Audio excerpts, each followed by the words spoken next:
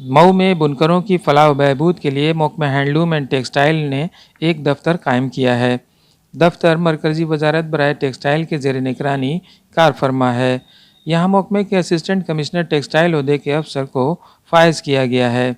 ये दफ्तर मऊ ज़िले के अलावा आज़मगढ़ और गाज़ीपुर अजला के बुनकरों के मफाद में भी काम कर रहा है। मऊ में कायम assistant commissioner handloom and textile का दफ्तर एक खंडर की शक्ल अख्तियार करता जा रहा है। दफ्तर की इमारत नहायत बोसीदा हो चुकी है। दीवारों और खंभों में जगह जगह से दरार पैदा हो चुकी है। छत की हालत इतनी ख़राब है कि प्लास्टर टूटकर गिर रहे हैं। इमारत की खस्ताहाली देखकर बुनकर यहाँ आना नहीं चाहते। नहीं, वो तो बड़ी खराब स्थिति है और वो यूपी सरकार का कार्यालय नहीं है। खास बात ये भारत सरकार का कार्यालय है।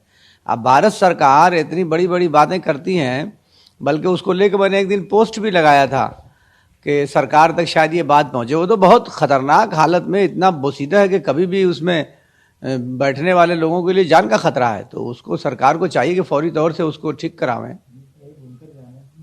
असिस्टेंट कमिश्नर समेत तमाम अमला खौफजदा रहता है कि कहीं ये इमारत जानलेवा साबित न हो जाए।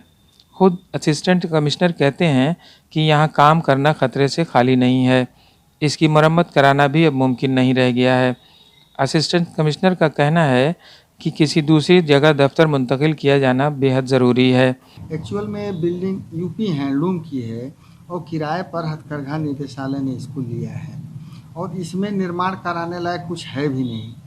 हम कुछ भी इसमें नया निर्माण नहीं करा सकते। पूरी बिल्डिंग जीर्ण है, छत फट गई है, ऊपर से पानी चूता है, सामने सड़क ऊंची हो गई है, बिल्डिंग नीची हो गई है। थोड़ा भी पानी होने पर पूरे ऑफिस में पानी भर जाता है और हम ऑफिस चेंज कराएंगे। हम पूरा प्रयास कर रहे हैं। इसमें यहाँ रहने लायक एक्चुअल में नहीं है। बहुत दयनीय स्थिति है।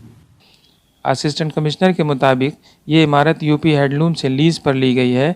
इसमें किसी तरह का रद्दबदल मुमकिन नहीं है। ETV भारत के लिए मऊ से सैयद फरहान की खुसूसी रिपोर्ट।